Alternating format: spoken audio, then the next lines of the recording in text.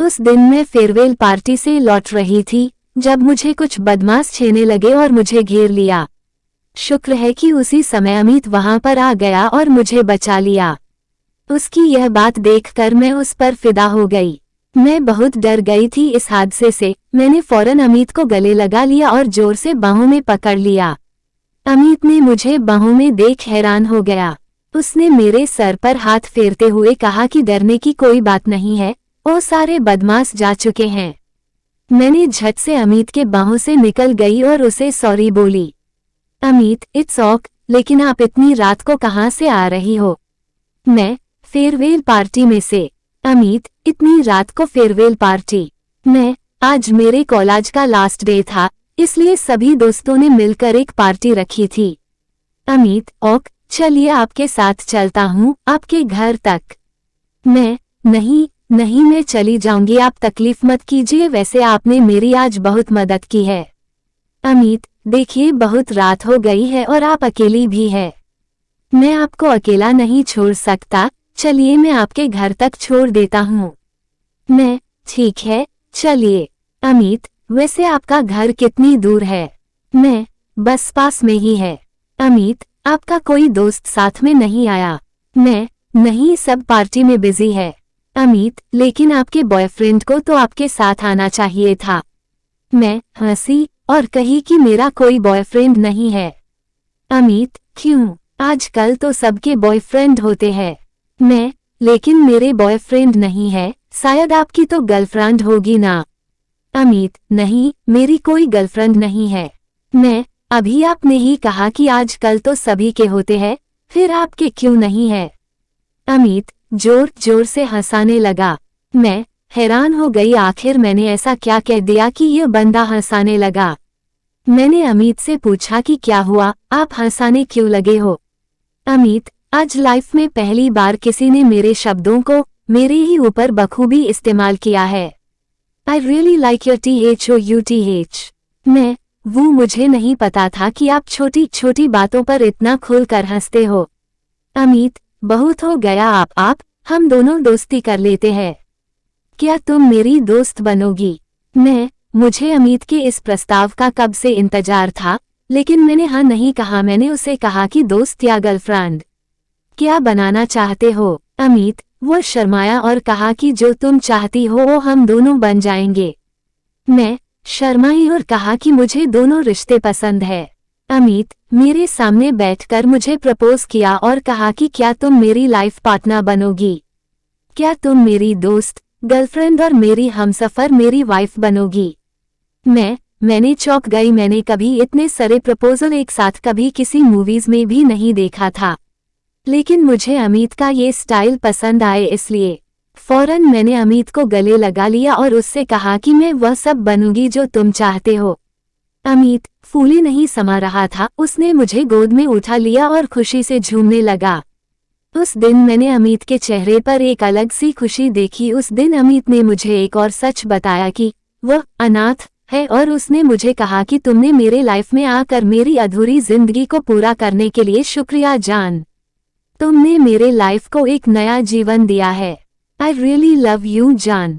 मैं अमित का ये बात सुनकर रो पड़ी और अपनी आंसू पोंछते हुए अमित को भी चुप कराया और कहा, जब तक मैं हूं तक तुम अकेले नहीं हो, मैं हमेशा तुम्हारे साथ रहूंगी और तुम्हारा परिवार पूरा करूंगी।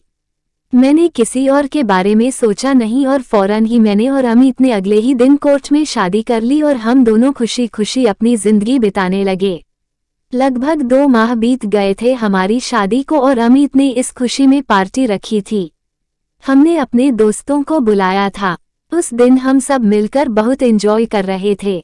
मैं और अमित दोनों डांस कर रहे थे एक दूसरे के बाहों में। अमित मुझे बार बार किस करने को आता और मैं उसे किसी बात में उलझा देती और वह गुस्सा हो जाता और उसी गुस्से में उसे किस कर देती और वह खुश हो जाता। अचानक से मुझे चक्कर आने लगे डांस करते हुए और मैं अमित के बाहों में बेहोश हो गई। जब होश आए तो अमित ने कहा कि तुम मुझे छोड़ के कहीं मत जाना, मैं मर जाऊंगा तुम्हारे बिना। अमित ने डॉक्टर को बुलवाया था। उन्होंने हमें देखकर कहा कि तुम दोनों में प्यार बहुत है और इसका बेहोश होना उसी प्यार का निशानी है। अमित ने कहा कि मैं समझा नहीं, आप क्या बोले डॉक्टर साहब? डॉक्टर ने कहा कि तुम्हारी वाइफ माँ बनाने वाली है और तुम बाप बनाने वाले हो। अमित खुशी से पागल हो गया और डॉक्टर को गले लगा लिया और उसे किस भी कर लिया। वो मौजूद सभी दोस्त हंसाने लगे अमित के इस हरकत पर। अमित ने कहा, शुक्रिया सर, आपने मेरी जिंदगी की सबसे बड़ी खुशखबरी सुनाई है। आपका बहुत बहुत धन्यवाद। अमित ने फौरन मुझे किस किया और मुझे गले से लगा लिया और कहा कि आज तुमने सच में मेरी फैमिली को पूरा कर दिया है, शुक्रिया जान। हमारे दोस्तों ने हमें मुबारकबाद दिया और कहा कि आज दोगुनी पार्टी बनती है, आज तुम्हारे 2 माह पूरे होने के और माही और तुम्हारे पेरेंट बनाने के खुशी में।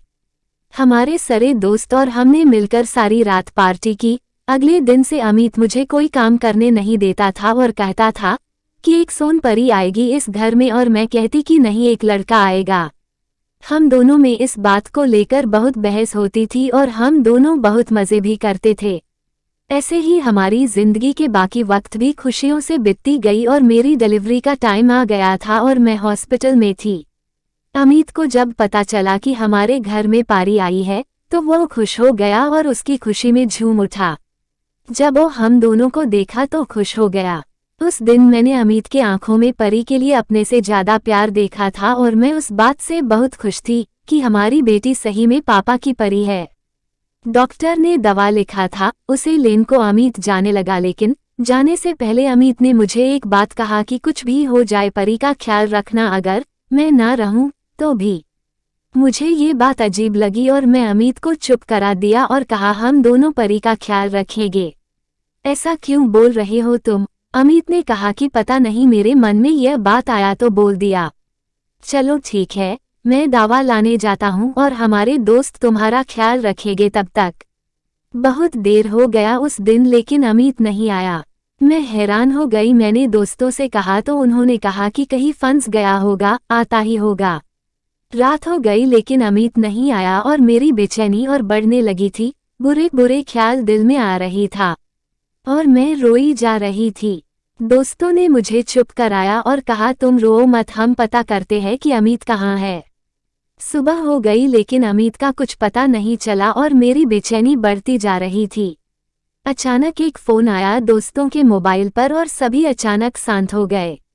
मुझे घबराहट होने लगी और मैंने पूछा, क्या हुआ, तुम लोग शांत क्यों हो गए, कुछ बताते क्यों नहीं? बोलो, कुछ तो बोलो, तुम लोग बोलते क्यों नहीं? नेहा मेरी दोस्त ने मुझे गले से लगाया और कहा कि अमित अब इस दुनिया में नहीं रहा, उसका एक्सीडेंट हो गया है, नो मोर। ये बातें सुनकर जैसे तो मेरे पैरों तले जमीन ही खिसक गई। ऐसे लगा कि मेरी जिंदगी में कुछ रहा ही नहीं अमित के बिना। मैं उसी वक्त अपनी जान दे देती अगर तुम्हारा चेहरा सामने ना आता। अमित की वो आखिरी बातें याद आ गई, परी का ख्याल रखना, और मैं अमित की परी को कैसे अकेला छोड़ देती। आज कई साल हो गए अमित को गए, लेकिन मुझे आज तक उसकी कमी महसूस नहीं हुई क्योंकि वो अपने परी को ही मेरे पास छोड़ गया। अमित की परी, पापा की परी। अमित तुमसे इतना प्यार करता था कि उसने तुम्हारे जन्म से पहले ही तुम्हारे नाम है घर, ये रेस्टोरेंट तुम्हारे नाम कर दिया था। पापा की परी मेरी बेटी, तू खुश रहे हमेशा, यही तेरे पापा और मैं चाहते थे हमेशा और चाहते ही रहेंगे। मैं ये कहानी तुझे इसलिए बताई कि तू अपने पापा की परी है और परी को उसके पापा के बारे में जानने का पूरा हक है। तुम्हारे पापा एक बात हमेशा बोलते थे, खुशी इस बात में नहीं है कि हम किसी के साथ कितना जीते हैं, खुशी इस बात में है कि उस पल में कितनी खुशियों के साथ जीते हैं। इस कहानी में ये जानने को मिला कि मोहब्बत कभी खत्म नहीं होती, बस साथ खत्म हो जाते हैं। एहसास कभी खत्म नहीं होते, बस जिंदगी खत्म हो जाती है।